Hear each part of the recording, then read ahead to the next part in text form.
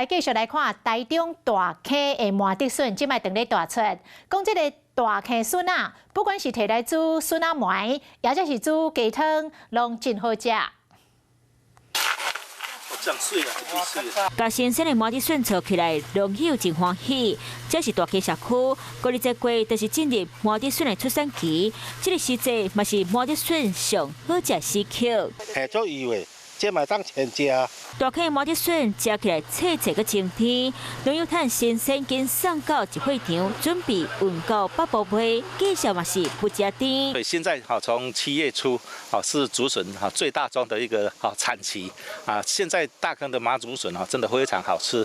大溪有真侪间餐厅推出笋仔料理，亲像这间老爸做店家上高煮古早味的笋仔糜，还有笋仔炖鸡汤。笋仔出产期会继续冻到8月，明代带头行销，希望当将在地热天的好滋味小解给大家。